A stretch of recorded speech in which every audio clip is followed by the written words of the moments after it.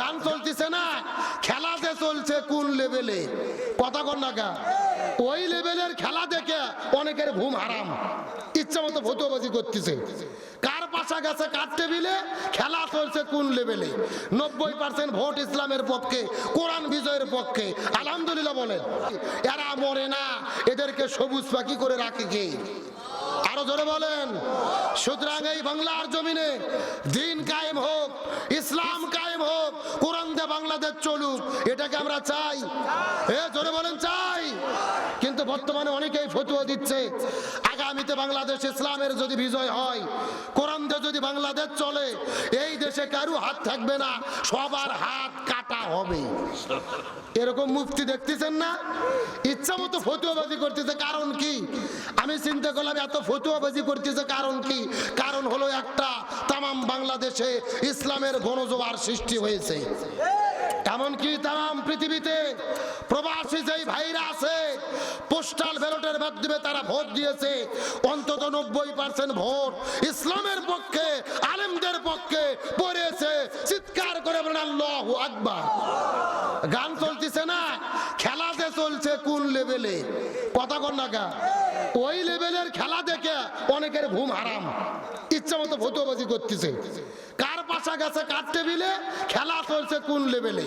90% vote ইসলামের পক্ষে, কোরআন বিজয়ের পক্ষে, আলহামদুলিল্লাহ বলেন। বিশেষ করে ডাকসু, জাকসু, চাকসু, রাকসু, জকসু সবগুলো বিশ্ববিদ্যালয়ে ইসলামপন্থীদের বিজয় হয়েছে। আমি বিশ্বাস করি আগামীর 12 তারিখেও ইসলামের বিজয় হবে। পার্লামেন্টে কোরআন বিজয়ের মাধ্যমে আমাদের চূড়ান্ত বিজয় হবে ইনশাআল্লাহ। এখন ইসলামের বিজয় দেখেই এদের মাথা নষ্ট হয়ে গেছে। এরা ফতুয়াবাজি করতেছে ইসলাম ক্ষমতায় এলে কারো হাত থাকবে না, সবার হাত কাটা হবে। ভালো করে বোঝেন, এই সূরার এই আয়াতের সঠিক ব্যাখ্যা কি নেতা তো জানি না, অনেক হুজুররা পর্যন্ত বলে না। ভালো করে বোঝেন, আল্লাহর কোরআন বলেছেন কেউ যদি চুরি করে, ও ছেলে হোক অথবা মেয়ে হোক, তাদের হাত কাটতে হবে। কার কথা?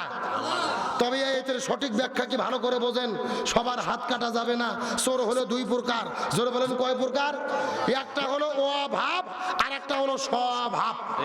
আপনাদের প্রশ্ন করি, আপনাদের শ্রীমঙ্গল মৌলভীবাজার রসুলপুর এলাকাতে 2-4টে আলু চোর, বেগুন চোর, মরিচ চোর, পিঁয়াজ চোর, এরকম ছেঁচড়া চোর আবুল মফিজ কুদ্দুস কি আছে? আছে? আচ্ছা বলেন তো, এরা যে চুরি করে, এরা কি অভাবে চুরি করে না স্বভাবে? হ্যাঁ, ভালো করে বলুন, স্বভাব নয়, অভাব। বাজার করার টাকা নাই, শরীরে শীতের পোশাক নাই, পেটের মধ্যে ভাত নাই, এরা অভাবে চুরি করে। আর আল্লাহর কোরআন বলতেছে এই অভাবে যারা চুরি করে এদেরকে হাত কাটা যাবে না। সর্বপ্রথম রাষ্ট্রের পক্ষ থেকে 5টা বিষয়ের গ্যারান্টি দিতে হবে। যারা বলেন কয়টা? খাদ্য, বস্ত্র, বাসস্থান, শিক্ষা, চিকিৎসা। এই 5টা বিষয়ের গ্যারান্টি দেওয়ার পরে যদি তারা চুরি করে তখন তাদের হাত কাটা হবে। এখন আপনাদের প্রশ্ন করি, আপনাদের এলাকাতে যে ছেঁচড়া চোরগুলো আছে, এদেরকে সরকার যদি বাড়ি করে দেয়, 3 সন্ধ্যে গরুর গোশত দিয়ে ভাত দেয়, এরা কি চুরি করবে? কতক্ষণ চুরি করবে? এরা মাথার টুপি দিয়ে, হাতের মধ্যে তসবি নিয়ে জিবরাইল সাজে ঘুরবে রে পাগল, কোনো টেনশন নাই। কিন্তু এখন আপনাদের জিজ্ঞেস করতে চাই, ওই ঢাকা শহরের সচিবালয়ে বসে থাকে, সংসদ ভবনের ভেতরে বসে থাকে, কলম বার করে কলমের খোঁচা মারে কোটি কোটি টাকা চুরি করে যারা বিদেশে নিয়ে যায়, এরা অভাবে চুরি করে না স্বভাবে? হ্যাঁ, ভালো করে বোঝেন, এদের কোনো অভাব নাই। এদের ব্যাংকে কোটি কোটি টাকা রয়েছে, বিদেশে বেগম পাড়াতে বাড়ি রয়েছে, 4-5টা গাড়ি রয়েছে, এরা চুরি করে স্বভাবে। আর আল্লাহর কোরআন বলতেছে এই স্বভাবে যারা চুরি করবে সর্বপ্রথম এদের হাত কাটতে হবে। আজকে বাংলাদেশের এক সচিবকে ধরে, এক এমপি মন্ত্রীকে ধরে প্রকাশ্য দেবালোকে বাইতুল মুকাররমের উত্তর পাশে যদি হাত কাটা হতো আর সব টেলিভিশনে লাইভ সম্প্রচার করা হতো, এক চোরের হাত কাটলে এই বাংলাদেশের কোটি কোটি চোরেরা তওবা করে ভালো হতে বাধ্য হতো। কথা কি ক্লিয়ার না ভেজাল আছে? আরে ভাই, সর্বপ্রথম হাত কাটা পড়বে আপনাদের এলাকার চেয়ারম্যানের। জোরে বলেন কার? দেখবেন কি সুন্দর ফতুয়া দেয়। কুরবানির ঈদের দিনে যখন গরু জব করে, গোস্তগুলি এক জায়গাত করার পরে এরকম হুজুরদেরকে ডাক দেয়, হুজুর আমি বুখারী শরীফের হাদিসে পড়েছি গোস্ত 3 ভাগ করা মুস্তাহাব, 1 ভাগ আমি খাবো, 1 ভাগ আত্মীয়স্বজন খাবে, 1 ভাগ পাড়া প্রতিবেশী খাবে, আমার ভাগে কমালে সমস্যা নাই, গরিবরা যেন কম না পায়। কি ফতুয়া ভাই রে, মনে হচ্ছে এইমাত্র জান্নাত থেকে পালিয়ে আসলো। একেবারে দাড়ি পাল্লাতে গোস্ত ভাগ করে, কিন্তু 3 দিন পরে যখন ইউনিয়ন পরিষদে চাল আর গম বন্টন করতে যায়, তখন দাড়ি পাল্লা বাদ দিয়ে ভাঙ্গা বালতি নিয়ে হাজির। ঠিক আছে, আসতে বললেন কেন? জোরে বলেন ঠিক, আরো জোরে ঠিক। কাগজের ভেতরে লেখা নিয়েছে আব্দুল সবুর 20 কেজি, লেখা নিয়েছে 20 কেজি, চাল দিচ্ছে 12 শের। কয় শের? তখন এই লোক বলতেছে কে ভাই 20 কেজি লেখে 12 শের দিলেন কেন? বলে বেশি কথা বললে কিন্তু তোর নাম কেটে দেব। তখন গরিব বলতেছে ভাই নাম কাটেন না, যা দেন খাইয়ে বাসি। আমার ভাইরে হাসার জন্য বলি নাই, এই বাংলাদেশের এক চেয়ারম্যান মেম্বারকে ধরে চাল ডাল গম চুরি করার অপরাধে প্রকাশ্য দেবালোকে যদি হাত কাটা হতো আর সব টেলিভিশনে লাইভ সম্প্রচার করা হতো, এক চেয়ারম্যানের হাত কাটলে এই বাংলাদেশের 30,000 চেয়ারম্যান আর 1.5 লক্ষ মেম্বারেরা এমনিতেই তওবা করে ভালো হতে বাধ্য হতো। সৌদি আরবে চুরি করলে হাত কাটার আইন আছে। আমি 3-4 বার হজ উমরা করতে গেলাম, কোন লোক আমি হাত কাটা লোক আমি দেখিনি।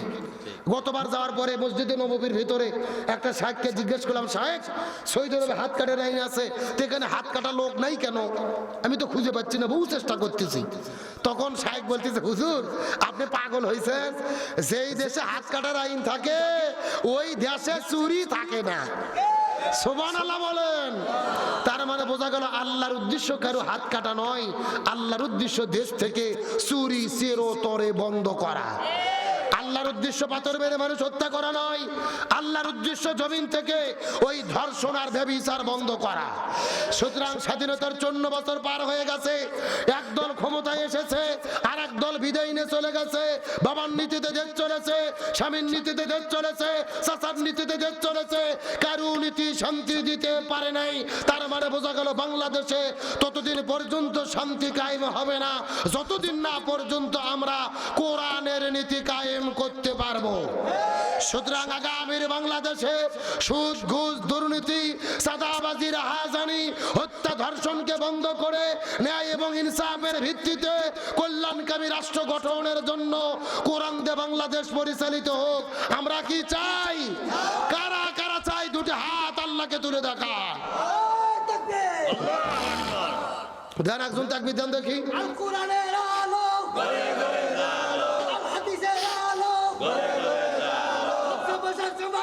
দিতে পারে আল কোরআন, আল্লাহ কবুল করুক, বলেন আমিন। আরো জোরে বলেন আমিন। ইসলামের পক্ষে আমরা আছি তো ইনশাল্লাহ। আরে ভাই এমপি মন্ত্রী চেয়ারম্যান মেম্বারের অত দোষ নাই, সবচেয়ে বেশি দোষ হলো আমরা যারা জনগণ, আমাদের দোষ বেশি। তার কারণ নির্বাচন যখন আসে আমরা 5 টাকার চা খাইয়া 5 টাকার পান খাইয়া আমরা এই আমানত নামক ভোট বিক্রি করে দিই। কথা বলে না কেন? বাজারে একটা গরু বিক্রি হয় 80,000 টাকা, আর আপনি আশরাফুল মাখলুকাত মানুষ 5 টাকার চা খাইয়ে বিক্রি হয়ে যান, আপনি গরুর চাইতেও নিকৃষ্ট। এজন্য আল্লাহর কোরআন বলেছে উলাইকা কাল আনআম, এরা চতুষ্পদ জন্তু। আল্লাহ বলতেছে না বালহুম আদল, এরা চতুষ্পদ জন্তু, গরু শুকুর কুকুরের চাইতেও নিকৃষ্ট। এই জন্য দেখে শুনে ভালো মানুষের পক্ষে থাকার দরকার আছে না নাই?